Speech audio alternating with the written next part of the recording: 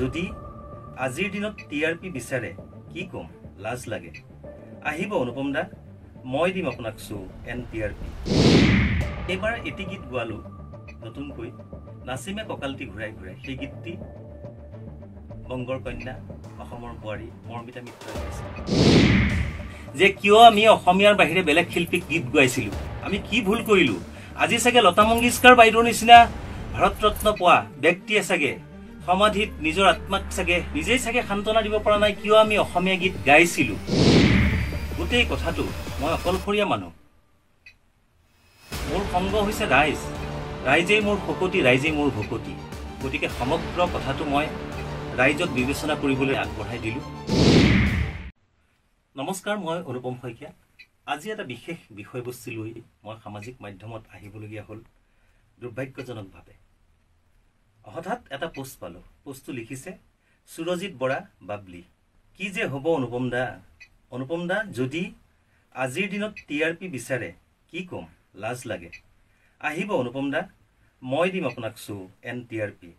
বঙালীক ভৰিত ধৰিব নালাগে আপোনালোকে নিজে কওকচোন কি মানসিকতাৰে এই কথাষাৰ লিখিলে 1999 চনৰ পৰা মই ধাৰাবাহিকভাৱে অসমৰ বাহিৰো বিভিন্ন বাহিৰৰ শিল্পীক গীত গাই আহিছো অকল ময়ে নহয় মহেন্দ্ৰ হাজৰিকা দেৱ কৃষ্ণমণি নাথ মৃণালকান্তি মেধি আমাৰ অভিজিত বৰ্মন ইত্যাদিকে কৰি তাৰোপৰি জিতুলদাই বাহিৰৰ শিল্পীক গীত গাইছিলে ঠিক তেনেকৈ এনকে প্ৰডাকশ্যনেও গীত গাইছে ঠিক তেনেকৈ ডক্টৰ ভূপেন হাজৰিকাৰ পৰা বুলি ধৰি বিশিষ্ট ব্যক্তিবিলাকৰ ক্ষেত্ৰতো এইখিনি সদায় সেইখিনি কথা হৈ আহিছে জয়ন্ত হাজৰিকাৰ পৰা বুলি ধৰি গোটেইখিনি গীত গাই আহিছে আৰু জিতুলদাই যেতিয়া গাইছে তেতিয়া অভিজিত বা কুমাৰ চানুক গাইছে এই সকলো কিন্তু অভিজিতেই হওক বা কুমাৰ চানুই হওক তেওঁলোকো কিন্তু বংগৰে হয় মই এইবাৰ এটি গীত গোৱালো নতুনকৈ নাচিমে ককালটি ঘূৰাই ঘূৰাই সেই গীতটি বংগৰ কন্যা অসমৰ বোৱাৰী মৰ্মিতা মিত্ৰই গাইছে সেই গীতটিক লৈ কিয় ইমান বিতৰ্ক হ'ব লাগে বাবলি হৈছে আমাৰ বাবু বৰুৱা মৰমৰ ভাতৃপ্ৰতিম অসমৰ সাংগীতিক ক্ষেত্ৰৰ এজন বিশেষ কৰ্মী বাবুৰ মেনেজাৰ আছিলে সেই সূত্ৰেই মোৰ ষ্টুডিঅ'লৈ আহে মই বাবলিক অতি মৰম কৰোঁ আৰু বাবলি মোৰ লগত সদায় কিন্তু ককাই ভাইৰ নিচিনাই আমি সদায় মাতবোল কৰি চলি আহিছোঁ আজি বাবলিয়ে দিয়ে এই পোষ্টটোত মই বাবলি তোমাকেই সুধিছোঁ যে তুমি এই পোষ্টটো কিয় দিবলগীয়া হ'ল কাৰ প্ৰচনত দিবলগীয়া হ'ল আৰু এই পোষ্টটো দিয়াৰ পাছত তোমাক অন্ততঃ মই এই পোষ্টটো যেতিয়া মই পালোঁ বেলেগে স্ক্ৰীনশ্বট মাৰি যেতিয়া মোলৈ পঠালে তোমাক অন্ততঃ মই 30 বাৰতকৈ ওপৰত ফোন কৰিছোঁ তুমি এবাৰো ফোনটো নুঠালা আৰু যদি এবাৰ ফোনটো উঠাই তুমিনো কি সংকটত পৰিছা মই জানো যে তুমি আৰ্টিষ্টসকলক লৈ পেলাই বেপাৰ কৰি চলি আছা আৰু মই সেই কথাত সুখীও বহুত কাৰণ তুমিতো চুৰ কৰি চলা নাই কোনোবা এজন মানুহে নিজৰ পেট পোহপাল দিবলৈ কিবা এটা কাম কৰিবই লাগিব গতিকে তাৰ মাজত তুমি আৰ্টিষ্টসকলক লৈ পেলাই তাৰে মাজৰ অকণমান অনুদান লৈ পেলাই তুমি চলি আছা মোৰ তাত ক'বলগীয়া একো কথা নাইকিয়া তুমি নিজৰ কৰ্ম কৰি পেলাই খাইছা কিন্তু আজি মোক যে তুমি ক'লা বঙালীক ভৰিত ধৰিব নালাগে মই শো দিম মই টিআৰপি দিম তুমি যে শো দিম বুলি ক'লা তুমি কি নিজে শো পাতি পেলাই আৰ্টিষ্টসকলক লৈ যোৱা নে ৰাইজে তোমাক শো দিয়ে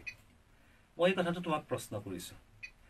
আৰু এটা কথা মই তোমাক কওঁ যে শুনা তুমি মোক শো দিব নালাগে কাৰণ তোমাৰ সংস্থাত যদিও কেতিয়াবা তুমি বিচাৰিছা বা বেলেগ সংস্থায়ো বিচাৰিছে মই কোনো সংস্থাৰ আণ্ডাৰত থাকি পেলাই কেতিয়াও শো কৰাৰ কথা ভবা নাই এই কাৰণেই ভবা নাই যে 1990 চনৰ পৰা আজি 35 বছৰত মই খোজ দিলোঁ এই সাংস্কৃতিক ক্ষেত্ৰখনত আজি ইমান বছৰে মই মেনেজাৰ নোলোৱাকৈ বা কোনোবা সংস্থা নোলোৱাকৈ নিজাববীয়াকৈ পোনপটীয়াভাৱে ৰাইজৰ লগত কমিউনিকেট কৰি পেলাই অনুষ্ঠান পৰিৱেশন কৰিছোঁ বা বিভিন্ন গীত মাত কৰিছোঁ গতিকে সেই ক্ষেত্ৰত ৰাইজৰ লগত এটা মোৰ পোনপটীয়া সুব্যৱস্থা আছে গতিকে পোনপটীয়াভাৱে মই কৰোঁ তোমাৰ এয়া ঈৰ্ষা নে কাৰোবাৰ পৰোচনাত তুমি এই কথাখিনি লিখিলা তোমাৰ লগত তোমাৰ কোনো ধৰণৰ মনোমালিন্য হ'বলগীয়া ব্যক্তিগত কোনো কাৰণ নাই নে তুমি মোৰ লগত যুঁজাৰু হয় তুমি সাংস্কৃতিক ক্ষেত্ৰৰ এজন কৰ্মী হয় যে তুমি গান সৃষ্টি কৰা তুমি গান গোৱা লিখা সুৰ কৰা মিউজিক কৰা কি কৰা তুমি কৰা তোমাৰ ব্যৱসায় কৰা তুমি আৰ্টিষ্টক লৈ পেলাই গতিকে তোমাৰ লগত মোৰ কম্পিটিশন কৰিবলগীয়া বা মোৰ লগত তুমি কম্পিটিশন কৰিবলগীয়া বা তুমি মোক বেয়াকৈ ক'বলগীয়া মই তোমাক বেয়াকৈ ক'বলগীয়া কি কথা আছে তাত তুমি যে ক'লা যে বঙালীসকলৰ ভৰিত ধৰিব নালাগে সেই বঙালী কণ্ঠশিল্পীসকলৰ বা শিল্পীসকলৰ অসমীয়া সংগীত জগতত কিমানখিনি অৰিহণা আছে তুমি জানানে তুমি হয়তো নামেই শুনা নাই বহুতৰ সুমন কৈলানপুৰী মধুমতী গোস্বামী, ডলি ঘোষ, উষা উত্থুপ ইত্যাদিকে কৰি যিমানখিনি ছিংগাৰ আছে, সেইসকলে অসমীয়া গানত যিটো প্ৰাণ দি থৈ গৈছে, জান দি থৈ গৈছে, যি জীৱন্ত কৰি ৰাখিছে আজিও। গতিকে সেইসকল শিল্পীক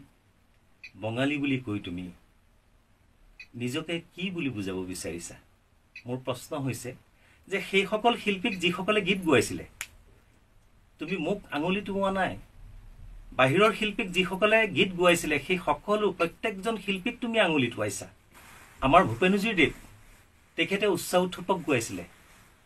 তোক দেখি মোৰ গা কেনেবা। আমাৰ প্ৰায় প্ৰত্যেকজন শিল্পীয়ে এই গীতটি মঞ্চত পৰিৱেশন কৰে। তাৰমানে প্ৰত্যেকজন শিল্পীয়ে কি বঙালীৰ ভৰিত ধৰা বুজায় নেকি? যে অসমৰ ইতিহাস, অসমৰ সংস্কৃতি একো নুবুজাকৈ নজনাকৈ তুমি এটা কথা লিখি দিব পাৰা, য'ত তোমাৰ বেপাৰকেই খালি সৰগত কৰি লৈছা। আজি চাগে জয়ন্ত হাজৰিকা, ভূপেন হাজৰিকা, ভূপেনজীৰ দেৱৰ দৰে ব্যক্তিৰ সমাধিত চাগে তেওঁলোকৰ আত্মাই চিঞৰি চিঞৰি কান্দিছে যে কিয় আমি অসমীয়াৰ বাহিৰে বেলেগ শিল্পীক গীত গোৱাইছিলো, আমি কি ভুল কৰিলো। আজি চাগে লতা মংগেশকাৰ বাইদেউৰ নিচিনা ভাৰত ৰত্ন পোৱা ব্যক্তিয়ে চাগে সমাধিত নিজৰ আত্মাক চাগে নিজেই চাগে সান্তনা দিব পৰা নাই, কিয় আমি অসমীয়া গীত গাইছিলো তোমালোকৰ দৰে ব্যক্তিৰ কাৰণে। মই বহুত কথা ক'বলৈ নাযাওঁ। গোটেই কথাটো মই অকলশৰীয়া মানুহ। মোৰ সংগ হৈছে ৰাইজ, ৰাইজেই মোৰ শকতি, ৰাইজেই মোৰ ভকতি। গতিকে সমগ্ৰ কথাটো মই ৰাইজক বিবেচনা কৰিবলৈ আগবঢ়াই দিলোঁ। আৰু যিজন ছিংগাৰক লৈ বেপাৰ কৰা ব্যক্তিয়ে অসমীয়া সংস্কৃতিৰ, শিল্পীৰ মূল্য নুবুজে, সেইজন ব্যক্তিক লৈ অনাগত দিনত আপোনালোকে অনুষ্ঠান কৰিব নে পোনপটীয়াভাৱে শিল্পীৰ লগত যোগাযোগ কৰি পেলাই আপোনালোকে অনুষ্ঠানসমূহ কৰিব, সেই বিবেচনা আপোনালোকে নিজেই কৰিব। মই কৰজোৰে প্ৰাৰ্থনা কৰিছোঁ, কিবা যদি ভুল ত্ৰুটি হৈছে ক্ষমা কৰিব। আৰু পোনপটীয়াভাৱে কিবা যদি বুজিবলগীয়া, জানিবলগীয়া আছে, মোক পাবলগীয়া আছে, পোনপটীয়াভাৱে মোক ফোন কৰিব পাৰে। মোৰ ফোন নম্বৰটো আপোনালোকক জনাইছোঁ মুকলিমূৰীয়াভাৱে 9435013330 অথবা 7002929157। কিবা ভুল হ'লে মাৰ্জনা কৰিব।